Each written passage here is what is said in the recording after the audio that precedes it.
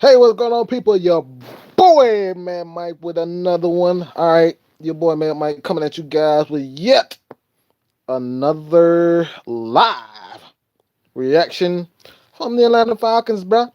Got that dub, sitting at 6-9. Look, man, I'm happy. All right, I'm happy. I'm satisfied. All I want to see is this team continue to grow. I know this season didn't go the way that we would hope, but they're finishing the way that I would hope, and I just want to see improvement with the defense. Dan Quinn, um, Dan Quinn and this team, they've done a pretty good job. Let's just give them credit for what they're doing right now, dog. I love what I see from the defense. I love what I see from Vic, Vic Beasley, Vic Beasley. How many times have I seen and heard you guys say over and over again that Vic Beasley sucks? Vic Beasley sucks. He's trash. He's garbage. He's not worth 10 million. He's not worth $5 million. He's not worth anything. How many times have I say you guys say that? All right. I don't give a damn if you're impressed or not, King. I am. All right. I'm impressed with this defensive turnaround. All right. Look, just gotta appreciate the NFL, man. What's good? What's good, everybody? Fred, the Birds Nation, King, Nick, Nicholas McCray, man. Everybody, man. This is look. We gotta win. Period. Point blank. We've been terrible against AFC teams, and like I said, even the bad AFC teams have beat us. All right, they pretty much handled us, and I like I said, I don't care about what we should and shouldn't do. But this is the NFL. You can get beat by any team, any given time. Doesn't matter who you are. Tom Brady, the Ravens. You can get beat by anybody at any given Sunday. This is a fact. This is the NFL, and these guys are the best of the best. All right, like it or not, these are the best of the best. And a win is a win. That's the way I see it, dog. Like seriously, that's the way I see it. And this is look, you can tell anybody. You can tell anybody who plays football that it doesn't matter who's lined up across from you, and you can get your behind beat by anybody. Any given Sunday, any given player, they can make you look silly. And the Falcons have definitely lost. Teams we have no business losing to. Yeah, we've lost to teams, a lot of teams that we had no business to lose to. Go back to a couple of years ago when the Falcons lost to Miami and Buffalo. We lost to teams that had no business beating us. That ended up happening. So when I look at it, man, what's next for the Atlanta Falcons? I want to go over just a little bit of stats that I gotta say this about Jacksonville. All right, what's good, Falcons for life? What's good? Um, I just gotta say this. All right, I just have to say this. 13 of 31, 181 yards, one touchdown from Gardner Minshew. Leonard Fournette, 15 for 71. I feel bad. I just feel bad for Leonard Fournette. No, I don't. His injury prone ass, like that dude. King, whatever. You always got to come in here with that. Who cares? Too little, too late. No, it's never too late. Who told you that was too late? Too little, too late? I see things down the line, bro. Like, I see things down the line. I don't just stay in the moment. Yeah, if you want to stay in the moment, you can say, yeah, we didn't make the playoffs in the season as a scratch. But when you look at this team, this Falcons team is still young, still have a young head coach. The GM is trash, in my opinion, but these guys are still young. Dan Quinn is still learning, bro.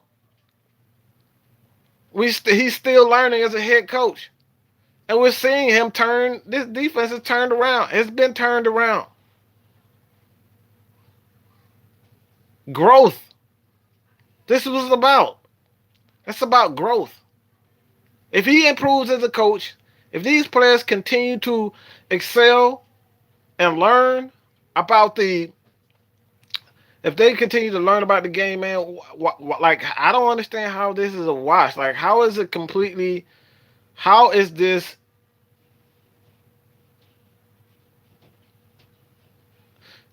Hey, man. Look, King. I'm gonna say this, dog. When you look at everyone's everyone's goal at the end of the year, all 32 teams are searching for one goal, and that's win the NFL championship. That's to be the Super Bowl winner. 31 teams always, always, always a disappointment at the end of the year. So if you're gonna look at it like that, like if you're not winning the Super Bowl as a failure, you're never gonna learn anything. You're never gonna continue to build upon what you have. If you're looking at the Super Bowl or making to the playoffs, it's a failure if you don't win the Super Bowl. Like if we're gonna do that, like look, we got 31 other teams that are disappointed. So I'm not gonna get down on this year. Like I said, I just love what I've seen from this team, man. Maurice Thomas Demetriou have to go. Vic Beasley definitely is improving. I'm not surprised because Dan Quinn finally realized that this guy's a 3-4 outside linebacker, and we using him as such. And Devondre Campbell, he's playing a lot better because the Falcons are not using him in coverage. That's another. That's another thing. Falcons are not using Devondre Campbell in coverage. He needs to play close to the line of scrimmage, and that's what you're going to get the best out of Devondre Campbell. When you don't use him in coverage, he has no business in coverage. I made videos on Devondre Campbell in coverage, and it's not good. So keep him out of coverage by using him as a pass rusher, using him as a blitzer, using him as a linebacker near the using him near the line of scrimmage. Don't want him in coverage whatsoever. So I'm seriously so not disappointed in this team, man. Like I said, yeah, yeah, yeah. Look, how many over teams over 500 have we beat? It don't matter. We beat two of the best teams in the league. So like you gonna be the bearer of bad news? Look at every little negative. We're gonna look at every little negative and just like pretend like we didn't beat the 49ers. Pretend like we didn't beat the Saints. These teams are going to the playoffs. So I'm not one to sit here and just pick apart every little negative thing that we do. No, we didn't make the playoffs. No, we didn't make this. We didn't win a Super Bowl in 2016, 17, 18, and 19, and here in 20. We will be a better team, in my opinion. That's just my opinion. But look, facts. Oh, they're facts. Now, yeah, they're facts, but they're biased facts. We're talking about facts. Come on, dog. Like you picking, what you doing is picking facts of negative things, and you call them facts, and they facts. Like I said, everything that you're saying is complete negative. Everything is you saying is negative. Oh, but we don't. You don't want to hear when the Falcons do well, but we're failing when we don't make the Super Bowl. We're failing when we don't get to the playoffs. Yeah, of course. And like I said before, if you're gonna pick out this to be facts, to say, oh, we didn't make the playoffs, but we're still 6-9. Yeah, you might be right doing that. But at the same time, like I said before, if you're not winning the ring at the end of the year, everybody failed.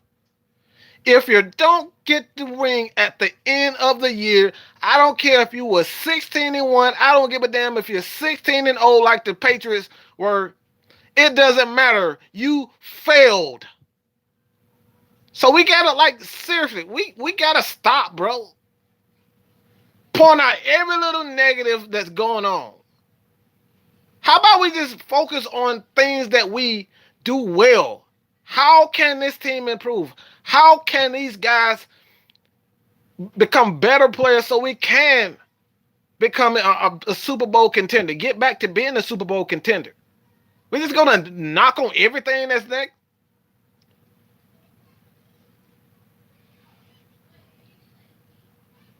We too small to compete. Not bullshit. Bull. We're too small to compete. I don't know what you saw today. How are you too small to compete when you beat the Saints?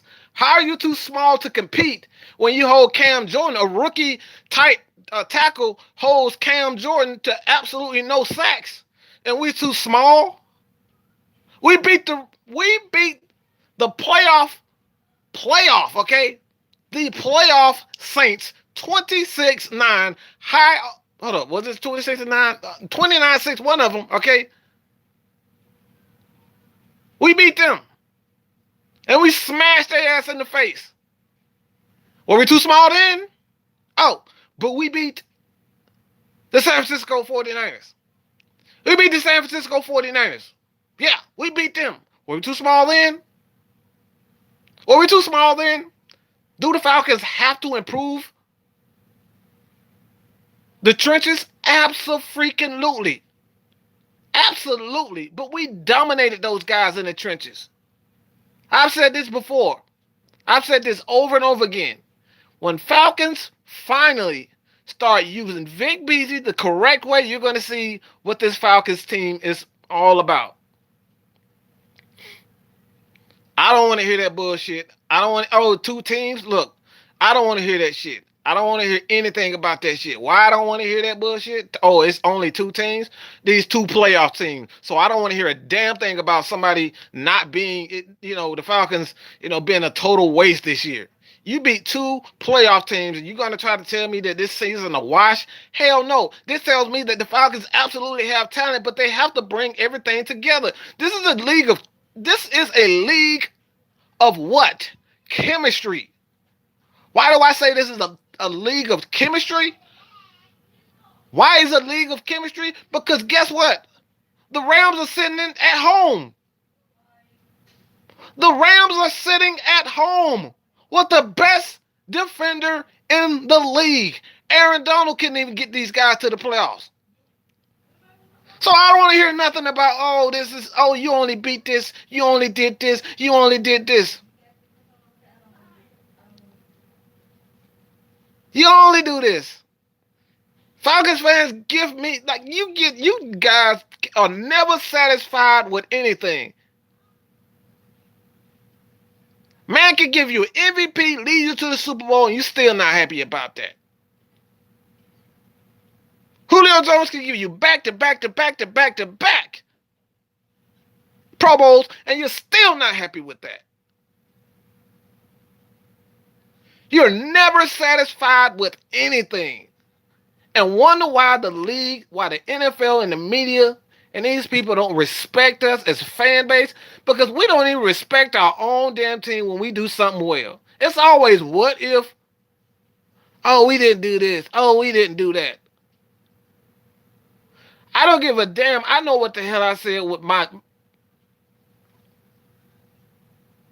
Scroll back to my other videos. I don't fuck my other videos. Fuck my other videos. Falcons fans ain't never happy, satisfied with anything. They make me sick. You do something well, guess what? Oh, but. Come on, bro. You never satisfied with anything. Everything that came out of your mouth is straight negative, dog. Everything that you said is negative. Falcons get a win. We only win when it's meaningless. When the hell is a game winning a game meaningless? If you go 0-16, if you go 3-13, get that head coach is going to be fired. That GM is going to be fired. Players are going to be traded. So don't give me this crap about teams like wins are meaningless. If the Falcons win the next two games, guess what? These guys, they got one more game to win. Look, he'd be 7-9. The same exact record from last year. 7-9 looks a hell of a lot better than 3-13. We look like we was headed to 3-13. Nobody can tell me otherwise. No one can tell me that 3-13 and 7-9 looks completely different.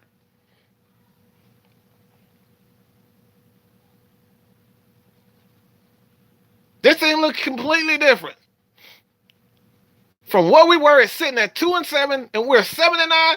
And you're trying to tell me that the Falcons, this game is meaningless? Come on, bro.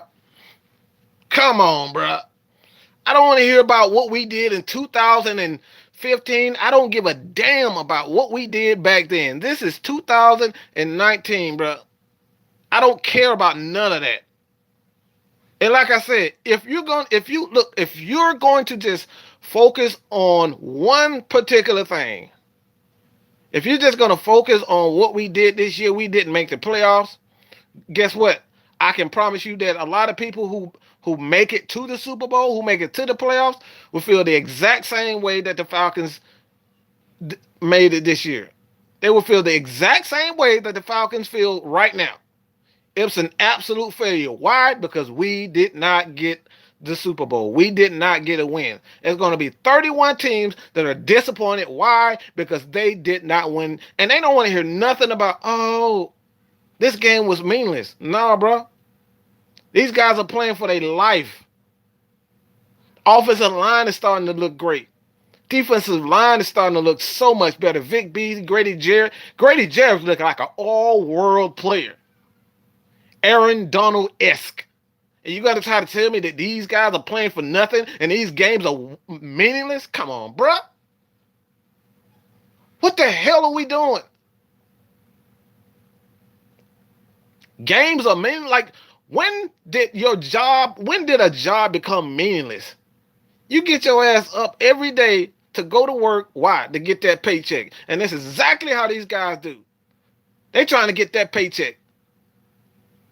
So whether fans like you or whomever think these games are meaningless, I'm here to tell you, bro. You can't tell me. You cannot tell these players on these teams who can be cut at any given moment. These guys can be cut at any given moment for one mistake. You make one crucial mistake and you are out millions of dollars. You're out millions of dollars if you make one crucial mistake. Look, that team in New England, they're notorious. They're notorious for cutting people just for the hell of it. And we're talking about meaningless. Come on, dog. Let's be real. No, the Falcons did not live up to our expectations. Absolutely not. Ups and downs. The Falcons made, in fact, in the season 7-9. Come on, like that's what I'm talking about. We win, it's meaningless. Why is it meaningless? Oh, we didn't get to the playoffs, so all these games are meaningless. These players are still fighting for their life. These teams are fighting for their life, bro. These players are fighting for their career. Leagues like the AF, you don't know when the league is going to go belly up, and you'll never have a chance to play football again for millions. You think those players in the AAF, they weren't upset? No, those guys were fighting for their lives, bro. Winning games, NFL games, are never meaningless. It's crazy. It's craziness. Tanking for, this is another thing too. I'm glad you guys said that. I'm so happy that you said that. Tanking for players that don't, who told you these guys are going to be special players? Who told you guys these guys were going to be special players? I want to know. Who told you guys they were going to be special? Who told you that Chase Young was going to? He was going to be. Who said that Chase Young is going to be a Julius Peppers? Who told you guys he was going to be a J.J. Watt? Why? Because he did it in college.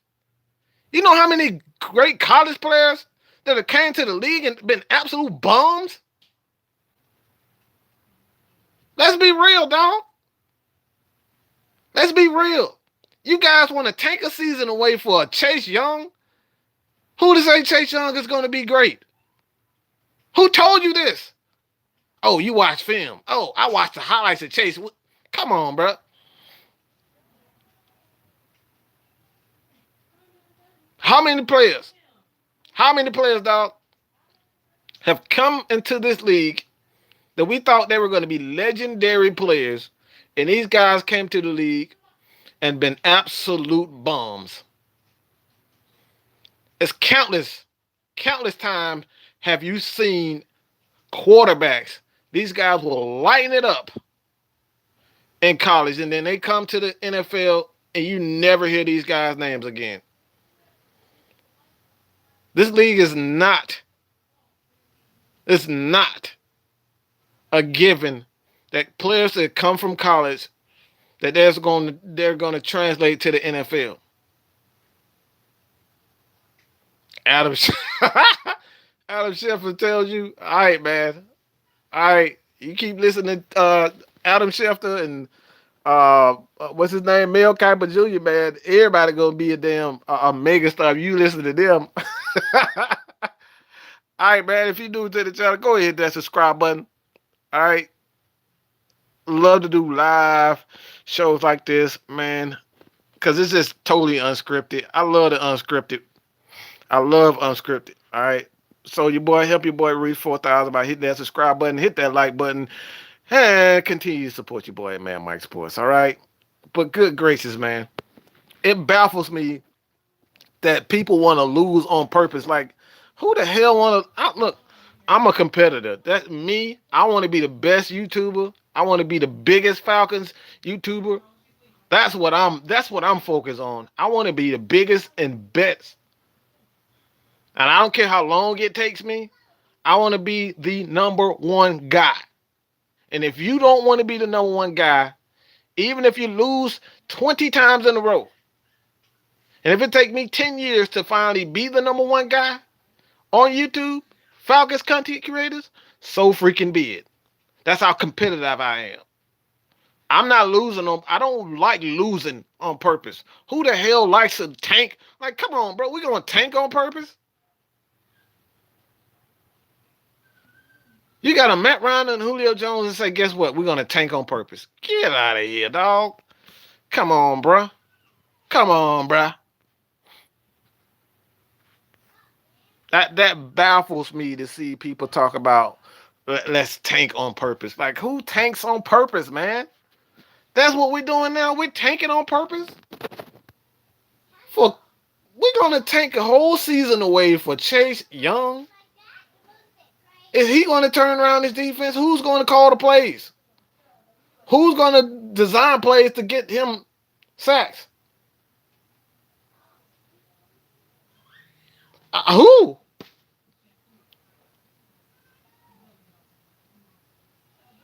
I mean, like we take like Chris Lindstrom had a pretty good day, but Taven Brown was taking it to him too.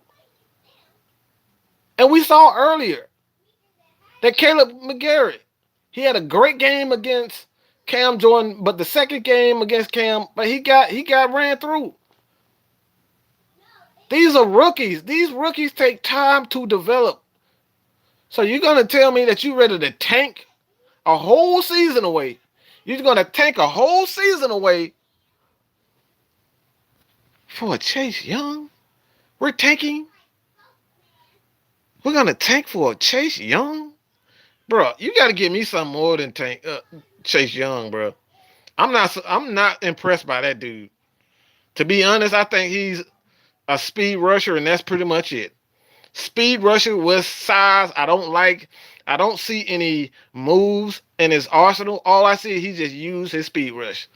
That's almost like a Vic Beasley. Vic Beasley have definitely improved his arsenal of moves this season. So we're going to get another Vic Beasley? Yeah, that's great. That's smart. That's smart. Talking about tanking. Like, who tanks, bro? We're not Miami. We're not Miami. Come on, bro.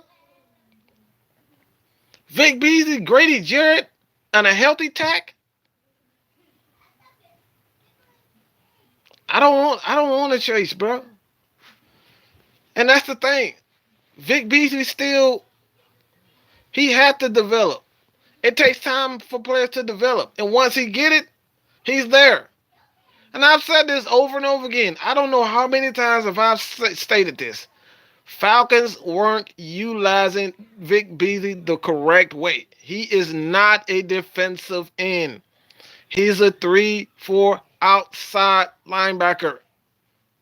The Falcons play a multiplex defense. The same thing that the Ravens do. They play 4-3. They play a lot of 34. That's what the Falcons are doing. This is where the league is going. They're going to specialize in players like Vic Beasley.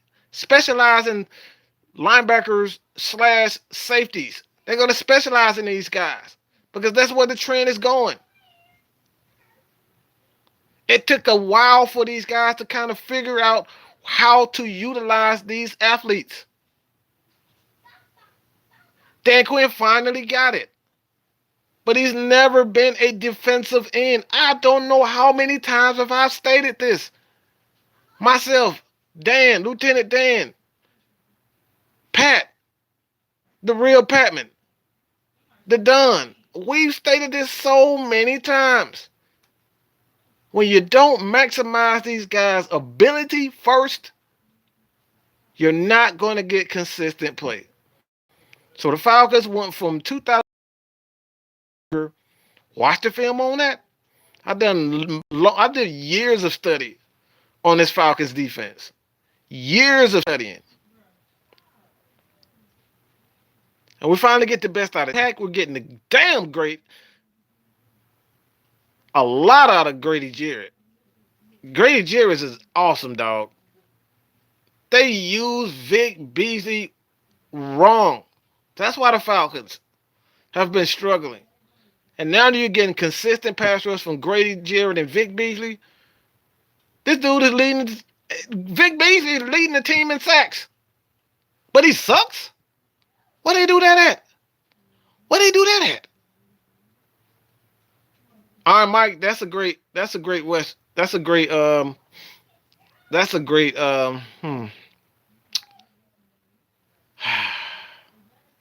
do. I do, man. I'm really worried about tax injuries, man. That shoulder injuries kind of really bother me. I would really look for the Atlanta Falcons to bring in another guy. Maybe kind of groom. Yeah, I think they would definitely have to groom Kaminsky, man, because I'm worried about tax injuries. I really am. They have to cut down on his. They would definitely have to cut down on his snaps because I'm worried about that shoulder. Do I want? Do I want Dan Quinn to come back? I absolutely do. The reason why, because I've seen the transformation with this defense. I've seen the transformation with the defense. Fans, a lot of fans may not agree or even like it or even see it, but I've seen the change in this defense. And he's finally understanding as a head coach that you cannot call plays and be a head coach at the same time. You have to let these guys do what they do, and that's call plays. And we're seeing, even if you have to delegate 2 coaches to calling plays with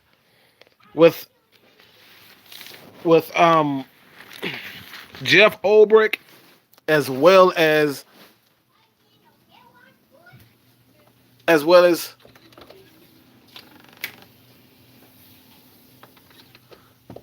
if you have to delegate Jeff Ulbrich as well as Raheem Morris, those guys are play calls for the Atlanta Falcons, then so be it. But Dan Quinn needs to focus on being a head coach, putting together game planning, putting together a game plan, and then make adjustments during the game. That's what head coaches are supposed to do. He's supposed to maximize his coaches, maximize his players, and make adjustments. That's what head coach is about. That's what you have to learn. That's what you have to learn as a head coach.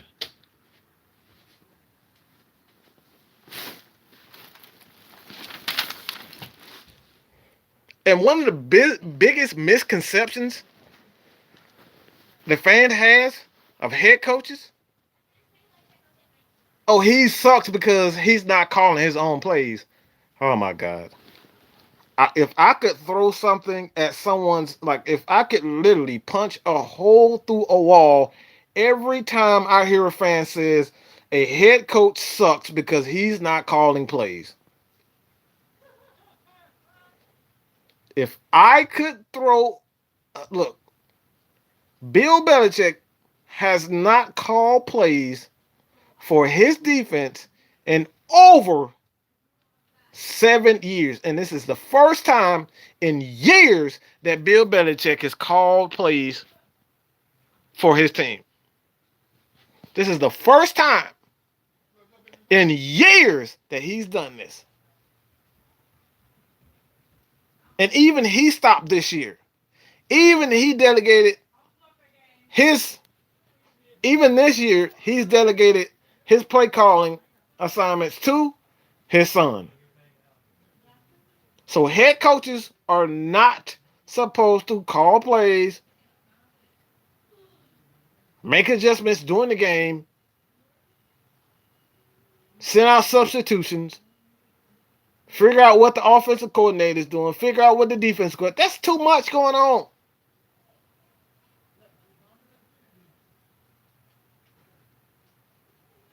But I like what I see from Jeff Ulbrich and Raheem Morris calling plays for the Falcons. We finally got that right. They're doing a great job. I would seriously consider making Jeff Ulbrich the defensive coordinator. Bring back Dan Quinn, because I still believe in my heart of hearts that these players still love Dan Quinn.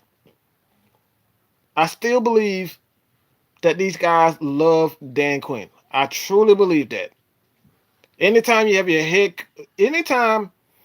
have your star quarterback, we're talking about your star quarterback in Matt Ryan, who speaks up highly of a Dan Quinn, you have to listen. Then you couple that with Julio, who spoke highly of Dan Quinn, and Ricardo Allen, and these guys are speaking. These guys said straight up, Dan Quinn is preparing us. Dan Quinn is preparing us. This is on the players. Maybe, just maybe, the head coach is not the problem.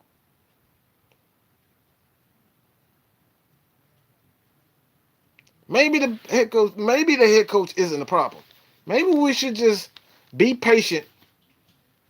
Be patient and just see how everything comes together. Because the Falcons, they've made the necessary adjustments. They've done that. But I've had it with Thomas Dimitroff. I've just had it with him. The simple fact that he's done a terrible job at drafting. He's done a terrible job at drafting. And I got a couple of videos, and I want to post an article after this show on this matter. He's done a terrible job of not only drafting, but his free agent signings. Set $54 million in guys, 3 offensive linemen, $54 million on offensive linemen that are not even playing. $54 million on offensive linemen that are not playing. Just think about that. And that's a Dan Quinn problem? That's not a Dan Quinn problem. Man, look, it's all good, dog.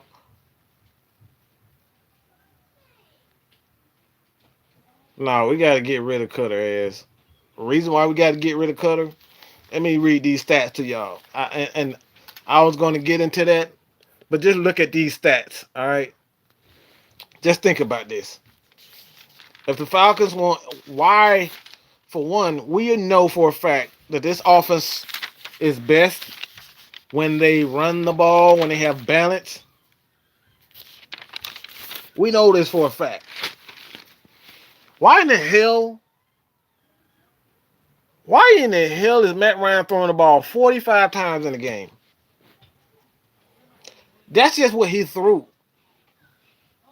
How many dropbacks?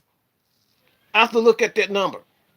But this guy we still have an offensive line. That's putting the offensive line in too much of a bind. 45 passes today. 45, 40 freaking 5. Matt Ryan threw the ball 45 times. That's not balanced. And yeah, we eventually got the running game going. 136 yards rushing. Julio Jones, 10 catches, 166. Become the fastest receiver to 12,000 in NFL history. Again, fastest receiver to 12,000 in NFL history. Again, fastest receiver to 12,000 in NFL history. Again, Jesus Christ. But the fastest but the fastest receiver to 12,000 in NFL history. I just want to make sure you guys hear that. The fastest receiver to 12,000 in NFL history, Julio Jones. Did y'all hear that? Did y'all hear that? Yeah, Julio. That's your boy Julio. That's your boy Julio. Continue to make plays. And this is another thing that pissed me off when I saw this. This is another thing that pissed me off when I saw that NFL all time. Nobody can tell me that Julio doesn't deserve to be on that. Nobody can tell me that. And you damn sure can't tell me no damn Steve freaking Largent. Like, we're talking about Steve Largent. Steve Largent is a all-time great receiver? Like, who the hell is putting this crap up? Get out of here. Get out of here with that mess, dog.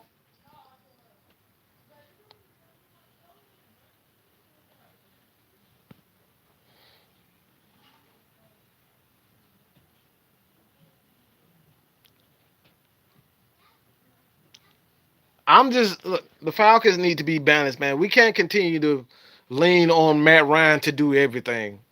We can't continue to lean on Matt Ryan and Julio to do everything offensively. At some point, we have to have a balance. We have to have balance. And under Dirk Cutter, we don't have any balance whatsoever. He loves to just lean on Matt Ryan from the very beginning. Start the game out throwing the damn ball. And then in the fourth quarter, we want to run with like 7 minutes left. Like, get the freak out of here with this mess. It makes me absolutely sick to see this crap. It makes me sick to see Matt Ryan throwing the ball 45 times every damn game. Why do we have to win the game by throwing the ball 45 to 50 times a game? That's not balanced. That's leaning on your quarterback way too freaking much. You need balance, dog. Freeman definitely did well today. I love Austin Hooper. Second Pro Bowl again.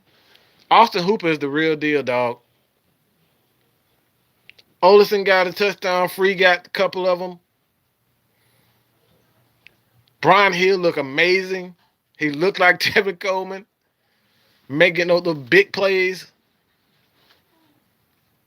The Falcons did well. The Falcons played well. Their offensive line did well. Caleb McGarry and Chris Lyncham, those guys were opening holes all day. Antonio Kim, what's good, dog? I love what I saw from this offense today.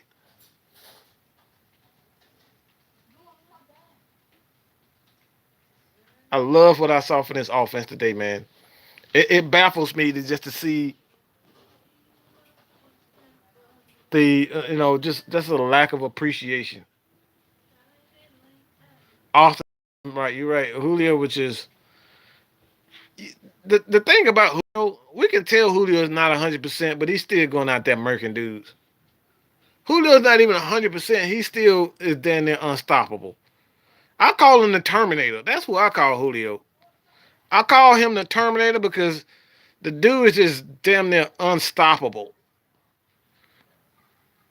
You can't hurt him. You can only slow him down. And when he goes out there, he just goes out there with absolutely no expression on his face. He just goes out and do work. Oh, I just called it just. Oh, it's nothing. It's nothing. It's just another 60-yard pass.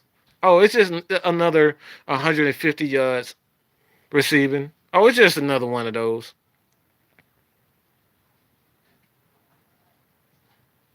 Oh, he just did. Oh, guess what? I just made it another one hand catch. Oh, I just stiff arm another linebacker and ran through the DBs. Oh, it's just. Oh, that's just what I do. And you trying to tell me that? Good. Get the freak out of here. Look, this. I wasn't gonna bring up ET, not ET, but MT. I gotta say shout out to my boy Travis, man. Travis said dude looked like Sideshow Bob. He looked like a black Sideshow Bob. Said Michael Thomas looked like a black Sideshow Bob, man. What's good? Legit to Atlanta. What's good, dog?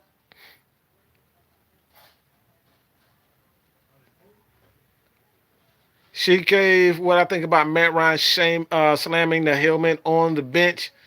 Look, man, when players don't execute, I think he was mad at Austin Hooper for not catching the ball. Matt Ryan doesn't play, dog. Matt Ryan doesn't play. Matt Ryan does not play whatsoever.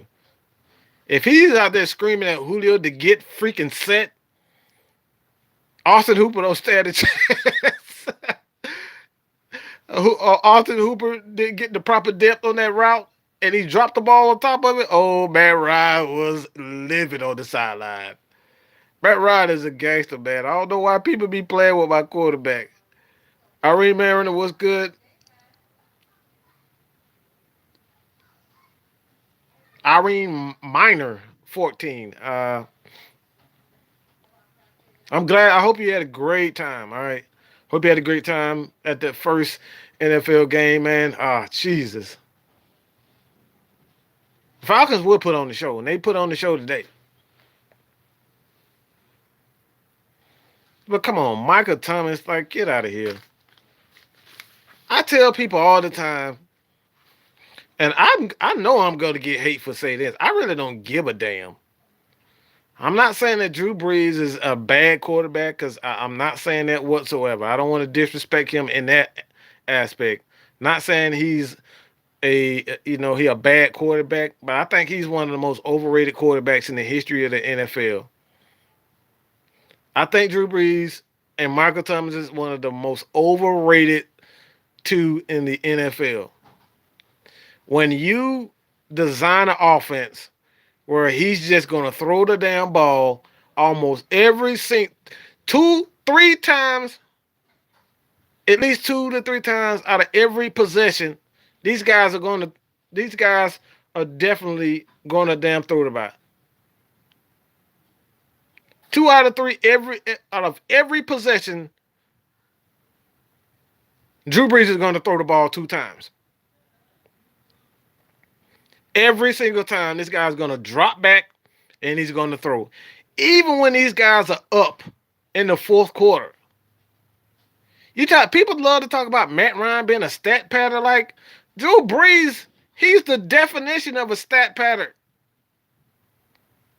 Michael Thomas, they only doing this to set records. That's all they care about.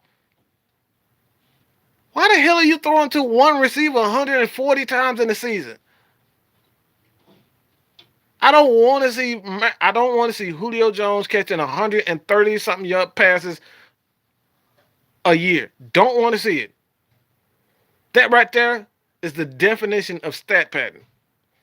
There's no reason why the Saints with Alvin Kamara, Michael Thomas, Drew Brees should be having this guy have 140 again, 140 receptions. That's the definition of a stat pattern.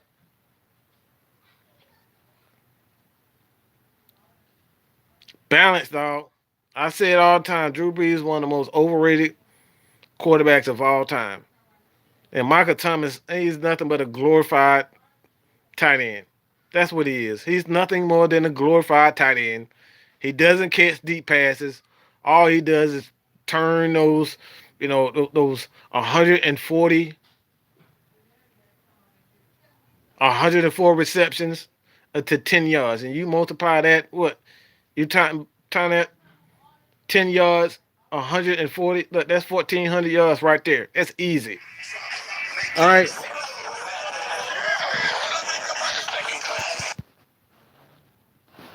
That's 140.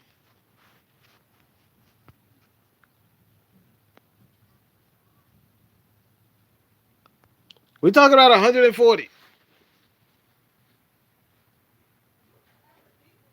Michael Thomas catch deep. When? When have you seen it? 1, 2, 3, 4. Fade routes don't count as deep passes.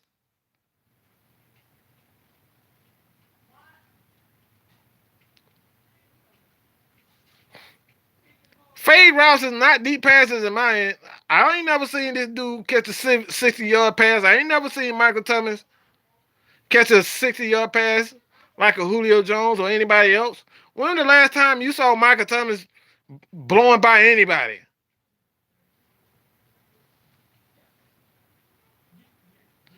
I'm hating. Nah, bro. Look, I can show you. Look, we're talking about when it comes to wide receivers. When was the last time that Michael Thomas caught anything deep over 60 yards? He did it a couple of times this year.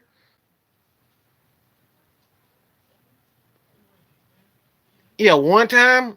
Yeah, he probably took a 20-yard crossing route to the house. I'm not talking about that type of deep ball. You guys, I look at the stats, dog. And I'm going to show you guys. If you guys want to see this for yourself, just meet me on Twitter. I can show you. But Michael Thomas does nothing deep.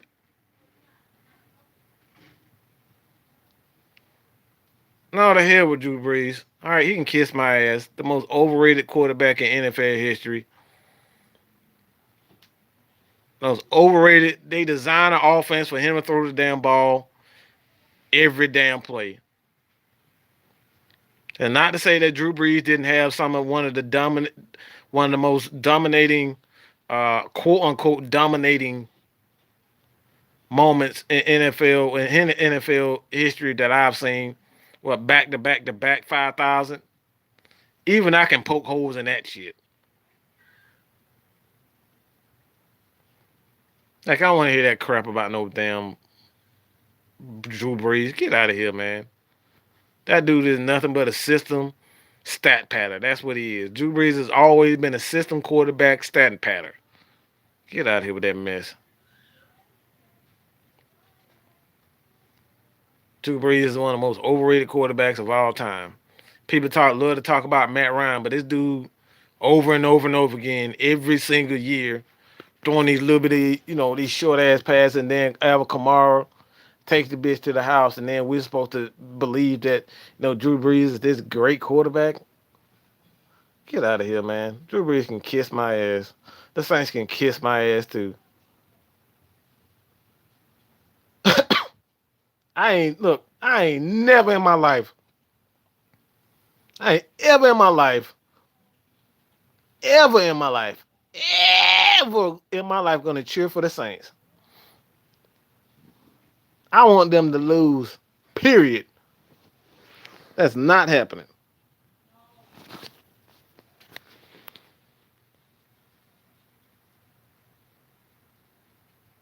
But as far as these Falcons can go, man,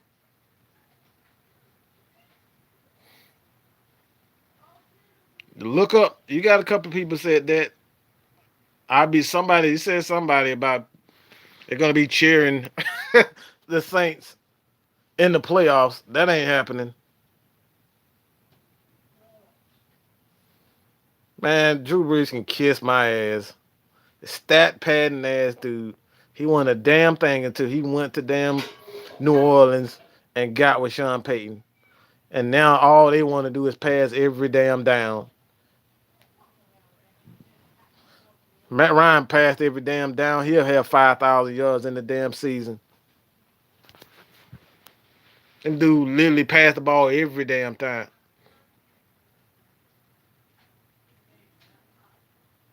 But Tennessee gave him a round. Look, man, I saw a New Orleans team today that looked tired.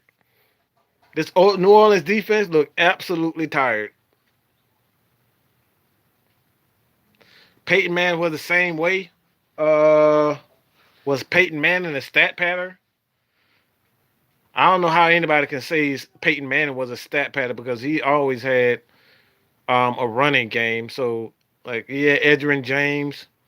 What's the other dude name? I forget his name. It'll come to me soon. But he's always had a running game. He's always leaned on a running game. So like Peyton Manning may have passed for 5,000 yards, but his running backs always rush for 1,200 plus easy. But those guys, like I said over and over again, not trying to say that Drew Brees is a sorry quarterback, never saying that. But I think he's one of the most overrated quarterbacks. Joseph Adai, that's it. But I've always said that Peyton Manning definitely is one of the greatest quarterbacks of all time. Um, but Drew Brees is one of the most overrated quarterbacks of all time. Overhyped. May overrated maybe a little bit strong, but he's definitely one of the most overhyped quarterbacks of all time. I don't understand the hype around Drew Brees. I really don't.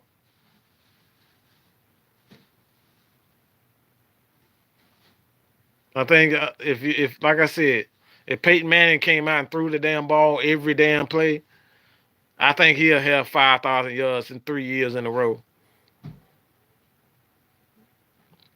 Brady is damn good. I don't think anybody can really hate on Brady, man. He played in the clutch. He's always been a clutch quarterback. So, but Brady did have one of the greatest, if not the greatest, cheating head coach of all time. So, fuck Brady too. He kissed my ass. The hell with Tom Brady? These bastards that got caught cheating again. They've got caught cheating again, people. Drew Brees is an overachiever. Yeah, I can see that. But I just don't see the hype. If Matt Ryan threw the ball as much as Drew Brees did in that 3 year span, he too would have those many yards. These bastards never for like 3, 4, 5 years in a row. That New Orleans Saints team always passed the ball, whether it was deep or the middle of the field. That dude will always pass the damn ball. And like I said, he's one of the most overrated quarterbacks in my life, dog.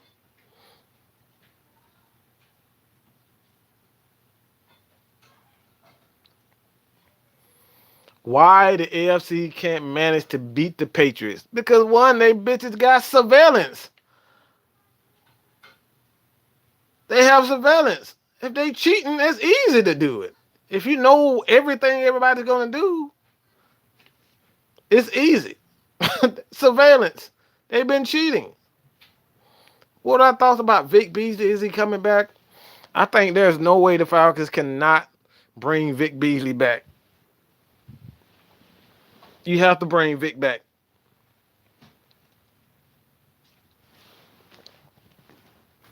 I don't know how you can let Vic Beasley walk right now, especially if you had lead the team in sacks. How can you let the team leader in sacks walk, and then you're stuck with a guy like Tech who can't stay healthy in his shoulder? Like, how can you say that? How can you say, Vic Beasley, you lead the team in sacks again, and and then let him walk. That doesn't look. That does not look good at all for the Falcon team. If you let your team leader in sacks walk, and you don't sign him, you don't trade him, you don't get nothing from him. And then a year later, you get a compensation pick for a third round. That's it? Nah, bro. That's not good enough. That's a recipe for a horrible team.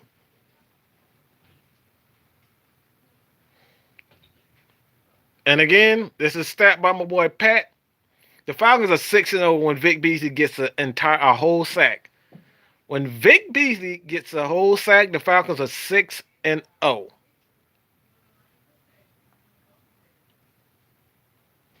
So Vic Beasley means a lot to this team.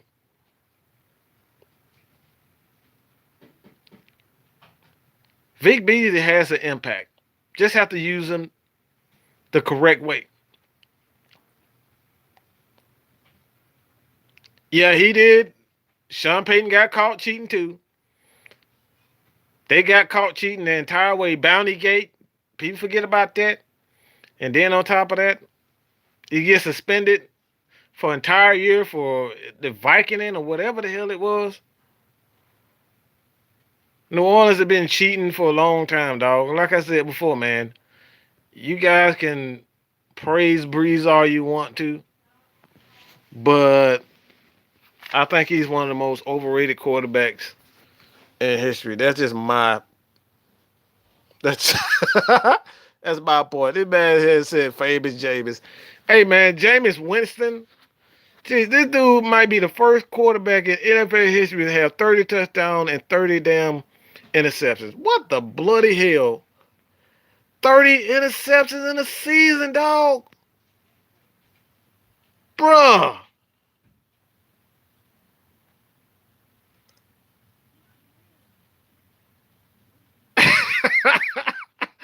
Hey, Sean, man. Hey, man. Quavo said that them motherfuckers be cheating, dog. Quavo said those dudes be cheating. Quavo said those dudes are some bums. They should go into the Hall of Fame with asterisks. Tom Brady, Bill Belichick, second time that they even got caught cheating. This is the second time. I don't know how many times they've been under investigation for cheating. Deflategate, Bountygate, and now they're cheating again. Not Bountygate, Deflategate, and what the fuck?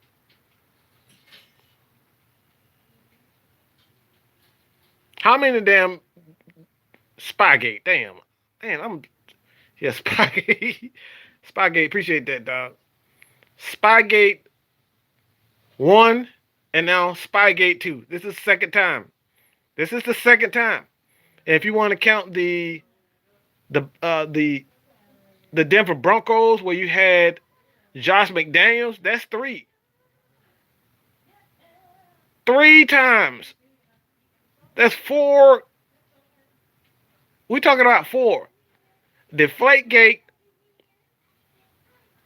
2 Spygates in New England, and then you have a 4th one in Denver where the offensive coordinator, Josh McDaniels, got fired for doing it. And we're supposed to really believe that Tom Brady is the all-time greatest quarterback of all time? If you gotta cheat, bro, I don't think he's that great. That's just my opinion. But I ain't gonna hate on him. I'm not gonna hate on them. They got 6 rings and 6 rings and 6 rings. But if they get caught, if they get fined yet again, docked again, yeah, bruh. Appreciate that, Kenny Lewis, man. I appreciate you. We talking about it. We talking about again. We talking about these guys. This is the 4th time, and God knows how many times they've actually been caught. This is just what we know of. This is just what we know of the Patriots. Because I don't give a damn what nobody says. They screwed us out. How the hell This is the first time in NFL history that I've seen a coach, offensive coordinator, lose a playbook at a damn interview. How the hell does Kyle Shanahan lose a playbook at an interview, dog? Why are you even taking your playbook to an interview? And then you get up 28-3, and then you start throwing the damn ball even more. Like, come on, bro. And it's always with the Patriots. It's always some dramatic crap with the Patriots. I should have known from the very beginning when they did that crap, that tuck rule crap with the Raiders. I should have knew it was going to be some bull crap from that point on. Some tuck rule. We're talking about tuck rule, dog. So many. We're talking about so many. Ozick Mount, what's good? Paul Stevens. Oh, man, glad to have you guys here. If you're new to the channel, go and hit that subscribe button. All right. Quest to 4,000, man. 4,000 sub goal. That's my sub goal, man. I should have known it was going to be some bull crap when you had yeah, when that tuck rule, like, bro, I've been watching football all my life, and I've never in my life heard of a damn tuck rule. Bro, come on. The drone, yeah, that's another thing, Antonio. Like, a drone, and he loses the playbook, and I'm supposed to think this is just a part. Like, come on, bro. It's always with the Patriots. It's always something with the Patriots. Never fails. Who the hell ever heard of a damn tuck rule? I've never heard of a damn tuck rule, even in college. Who has heard of a tuck rule? Who? Who? Who? Who? Who? I've never heard of that.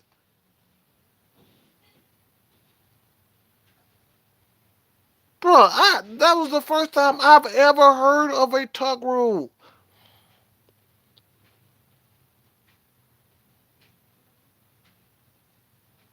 I'll check you out, Ozick, man. I don't know.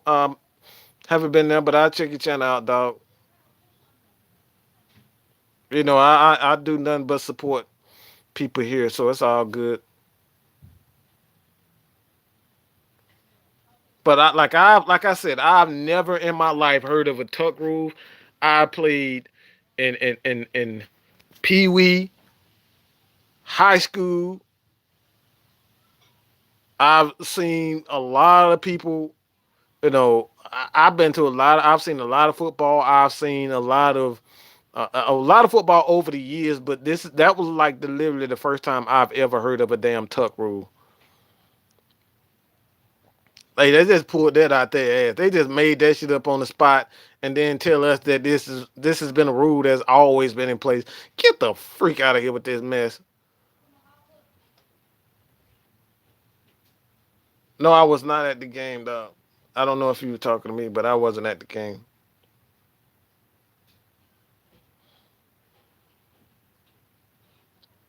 Yeah, come on. Like,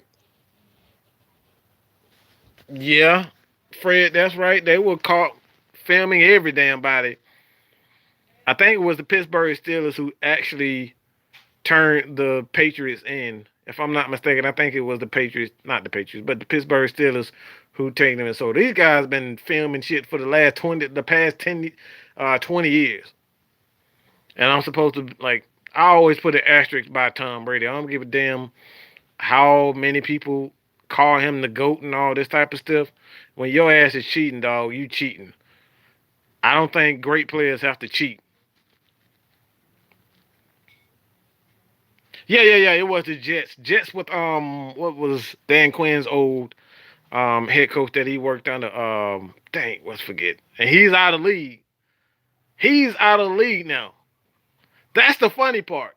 The guy that turned him in, the Jets, he's out of the league, bro. He can't get another job. My Eric McGinney, he's out of the league. He was the one that turned him in. And this dude hasn't been heard from yet. Gotta tell you something. The NFL wanted this, bro.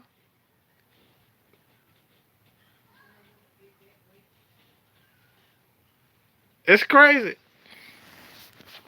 And Baltimore used to give them hell, bro. That's why I want Rex Ryan so much. Rex Ryan gave them hell. Rex Ryan, that 2000 Baltimore, like they ran through them. And yeah, Eric McGinney is definitely an analyst. But like this dude can't get a job no damn where, okay? He's only NFL analyst. This dude can't get a damn, he cannot get a job.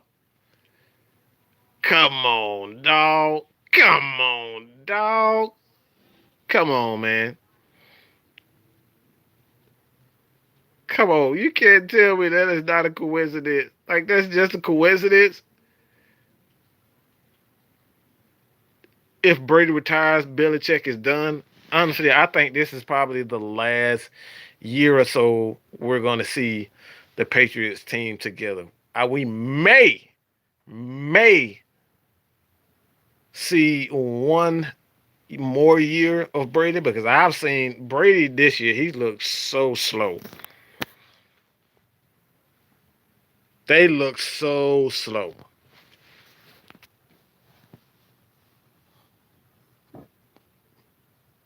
Yeah, Belichick has been trying to get rid of. He's been trying to get rid of Brady for a good minute. That dude won't want no parts of Brady. He's sick of Brady. He wants him to go. He wants to prove that he's this great legendary coach. And like I said before, you get caught cheating once, twice, three times,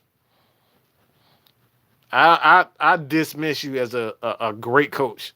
Because like I said, if you have to cheat, bro, you're not a great coach in my opinion. Great coaches don't have to cheat. Great coaches don't have to spy. And there's nothing wrong with kind of, trying to figure out guys' snap counts and stuff like that. That's a part of football and that's a part of sports, trying to figure out like hand signals and stuff like that. Like that type of stuff doesn't bother me. But like, come on, man. Like you taping dudes walkthroughs and shit. Like, get out of here, man. Your ass is straight cheating. That's some straight bullshit. That's some straight bullshit if you have to do that. Recording people's walkthroughs, dog. Like, who the hell does that? These dudes was on the sideline. They were recording the whole Cleveland's entire sideline, bro. Like, what? Why are you recording their sideline? What are you doing? Who does that?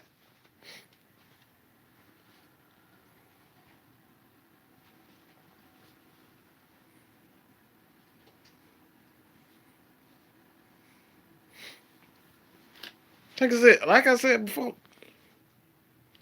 before, man. I think they have a good system in New England. They know what they are, but at the same time, if you have to cheat, how great are you? How great are you really if you have to lower yourself to recording people's walkthroughs? Like, what are we really doing? That's what we're doing. We're a guru. No, that Cincinnati, from what I understand, from what I read, Cincinnati, their guys turned in the Patriots because the Patriots were recording the Browns. They were actually recording the Browns, but the Cincinnati Bengals, their staff notified that the Browns were being recorded.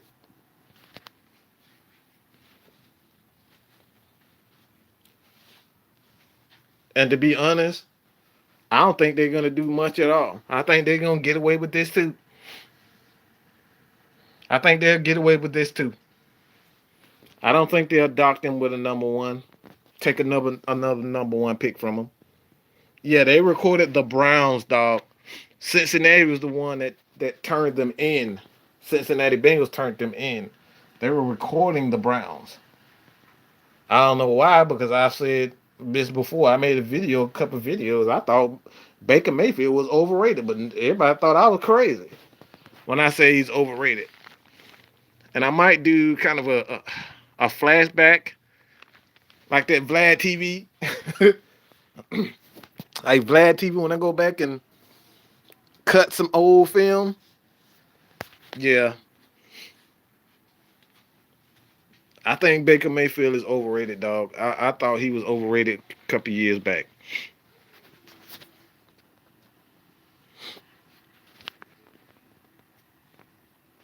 But when it all comes down to it, man, what do I believe with these Atlanta Falcons? I think the Atlanta Falcons are at a point in time where it's a delicate time because one, you have Matt Ryan, who you signed to a 5-year deal.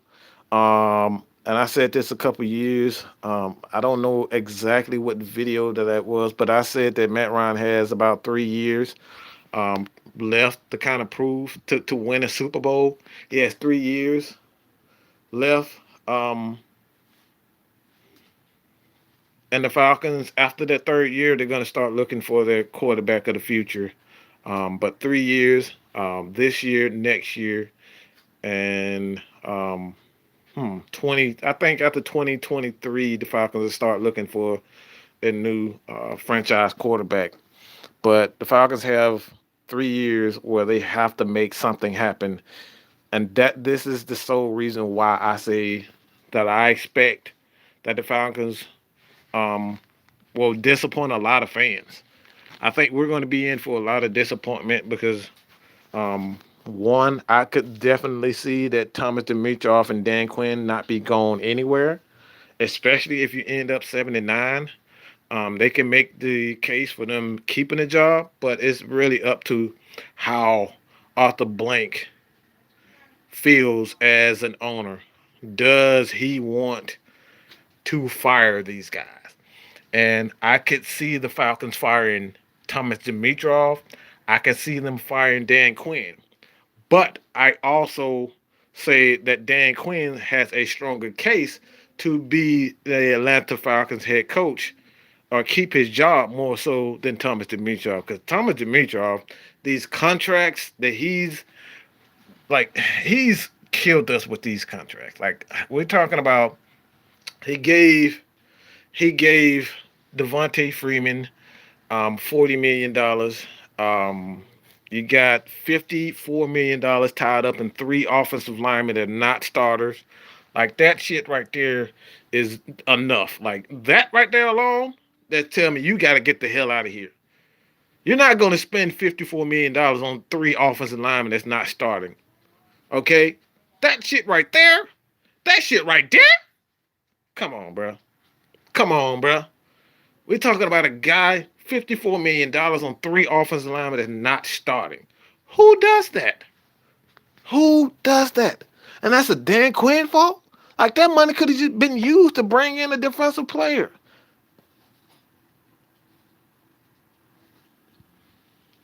Yeah, like that, like bro, that's crazy. I can't see that. Like I said, I see the improvement in Dan Quinn. I can see how Arthur Blank will make the case for Dan Quinn being fired, but I can also make a case for Dan Quinn staying. Because like I said, the moves that Thomas Dimitroff has made these past years has been god awful. You bring in Tavecchio didn't do well. Then you bring back an old, I don't even like to say it, Matt Bryant. He looked god awful and old. And then you bring in Koo, and thank God Koo is doing his thing. But like move after move after move with Thomas Dimitroff has been god awful for the Atlanta Falcons these past few years. The last 3 years, these guys have been god awful, bringing in free agents. And let's not even talk about the free agents. How many big contracts this guy's giving to people, and these guys don't live up to that contract? Like the only one that really lived up to it, these contracts, I can say Muhammad Sanu lived up to his a little bit too much, but he lived up to it for the most part. And Alex Mack, that's it. That's it. I can kind of make a case for Dontari Poe. I can make a case for Dontari Poe, but they end up not bringing him back. But Sanu and Mack, maybe a Dontari Poe. That's about it. Michael Turner, yeah, that's another one. But he hasn't had a lot of success for the last 10 years. Thomas Dimitrov hasn't had a lot of success, not even in the draft or free agency. This guy's been look, he's failed more than he's succeeded. And I think this is the reason why Scott Pioli ended up leaving. And like I said, I'm gonna put this all in video form, so stay tuned for that. But this Thomas Dimitrov, how can we continue to sit back and look at the moves that he's made and say, okay, I trust you as a general manager? Bro, he gotta go, dog. He gotta go. There's only a handful of players that's actually succeed. And like I said, and after this video, I'm gonna link an article to a new media group that I'm a part of.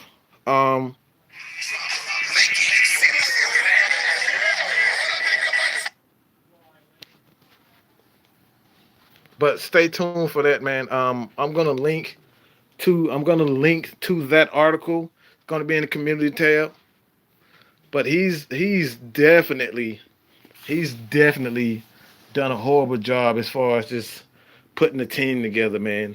He struggled mightily with a defense. He struggled mightily. He struggled. We got to get rid of TD. Maybe we come in and bring in, make either Emery. You can bring back, maybe make Rich McKay the GM again, but we have to make some changes. TD has to go, dog. He has to be the first one to go. That's just my opinion. He has to go. Some changes have to be made. And honestly, I don't think Dan Quinn is the problem with this team. Yes, he has to improve as a head coach.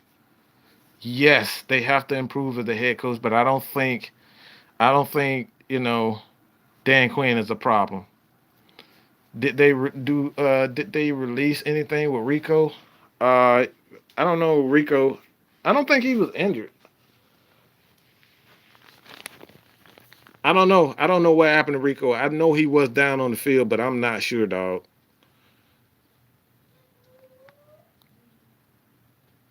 Yeah, legit to Atlanta, bro. Like that list of players, Jesus, awful. God freaking awful. It's terrible. It's God freaking awful. And I've actually made a video on the drafting with Dan Quinn, Mike Smith era. And it's so, oh my God, it's so much. Whew, it's incredible. It's incredible. It's incredible to see it, dog. But the way that Thomas Dimitrov run things, he only knows he only knows position players. He only knows receivers. He only knows cornerbacks. He only knows quarterbacks, running backs, and that's it. That's it. That's all he knows. He's done a terrible job at building trenches. He's done a horrible job at the trench play. This dude has no idea what he's doing in the trenches. No idea. And this is one of the reasons why Scott Pioli was brought in by the Atlanta Falcons. This is the reason why they were brought in.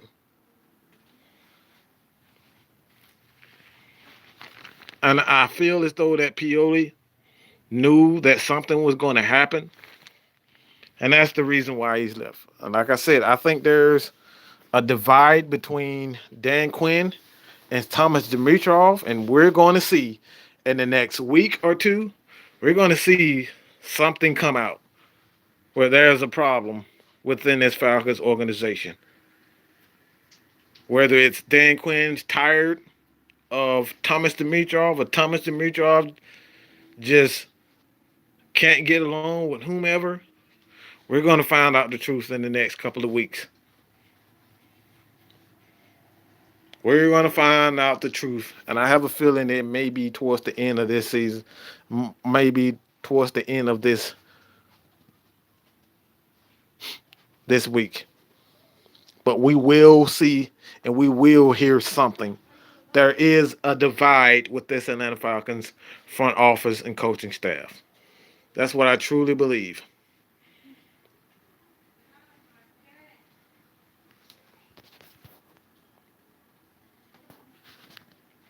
But it's amazing. Like I said before, I'm proud of this defensive. We're finally starting to see what Dan Quinn's defense is capable of. I mean, he's finally understanding that that damn cover three shit is not working. Okay, this cover three crap is just not working anymore.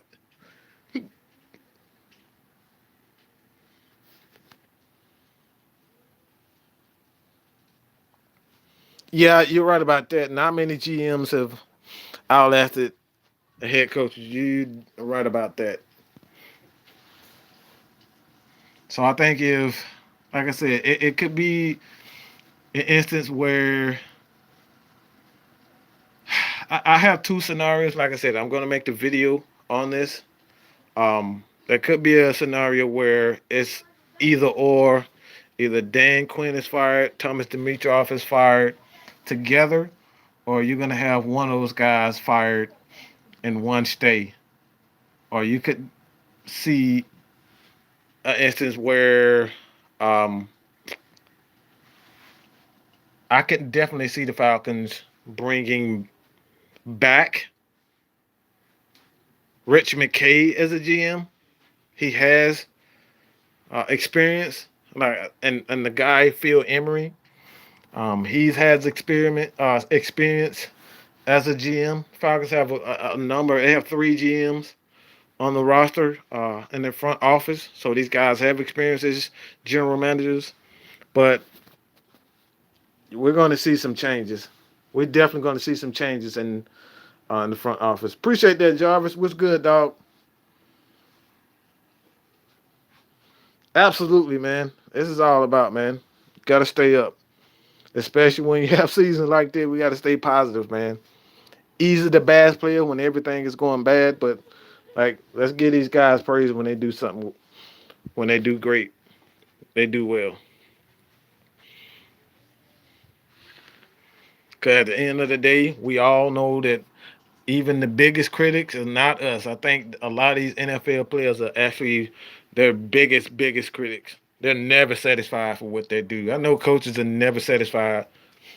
They're always trying to improve. So let's try to be positive in some way.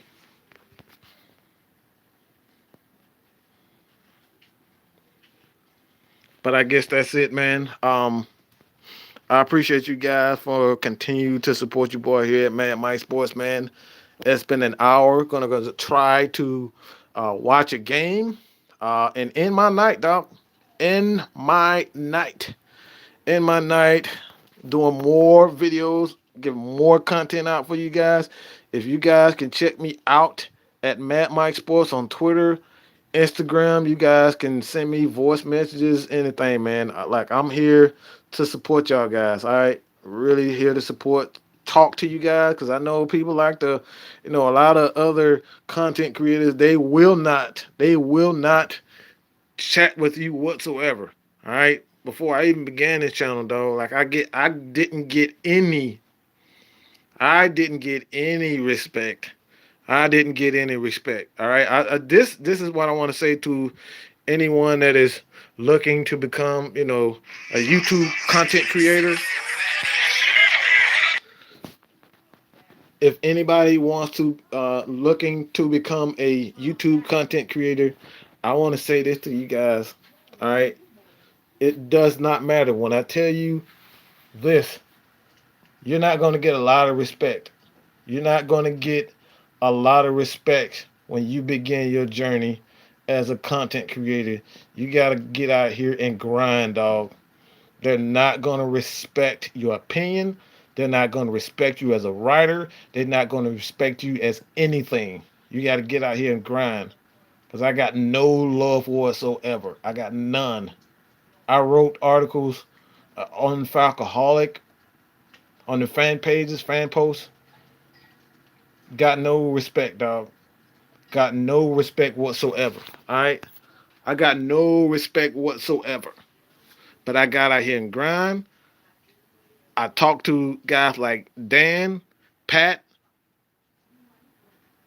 and look where I am now. And this is all because of you guys. All right? So do not expect to get any love. Do not expect to get any any conversation with a lot of these top Atlanta Falcons content creators. They're going to ignore the shit out of you. They won't respond to you on Twitter. They won't respond to you on your channel. They won't respond to you at all. But this is where your boy Mad Mike is different. I'm going to chat with you guys. I'm going to respond to you guys' comments, respond to everything as much as I can, as fast as I can. All right, so get out here and grind, dog. Don't be afraid. Anybody that want to be a content creator, want to be a YouTuber, go ahead and do it. Get out here and grind, dog. You got to eat. You got to grind. To eat, you got to grind. Oh, we know, Michael. Oh, we've been paying attention. Oh, us at the Unattention Ground, Matt Mike Sports Unattention Ground. Oh, we've been paying close attention. Oh, we've definitely been paying close attention. I see it. I just hope you guys understand what the truth is. We definitely see. And I've had to say this and that. All I ask, I don't mind people copying my topics and whatnot. I don't mind that. But all I ask is you give me type of respect, dog. That's all I care about. If you're gonna give me the proper respect to just say that Mad Mike or Lieutenant Dan or Pat, even the Don at the Feline Sports Podcast, just give us the proper respect to say, you thought you got this topic from those guys. That's all I ask. But we don't even get that. We don't even get the proper respect to say that we came up with this first. We came up with this idea. That's all I ask. But that's it. All right. Again, if you guys want to become YouTubers, you guys want to become content creators or writers, like we're always looking for writers. We definitely are looking for more writers. So if you guys want to become Falcons writers, man, just hit me up. Let me know what's up. You got to be serious about it. So if you're not serious about it, don't even waste your time don't waste your time talking to me if you're not serious about it. All right. So that's it. I appreciate everybody for tuning in. Matt Mike Sports, Unintentional Grounding, Strictly Prohibited Network. Got the new podcast debuting every Tuesday at 8 o'clock. Different topics. Still Falcons football, but just want to give you guys something, something else to kind of to listen to. So let me know what you guys think about this. All right. Continue to support your boy, Matt Mike Sports. I'm gone, baby.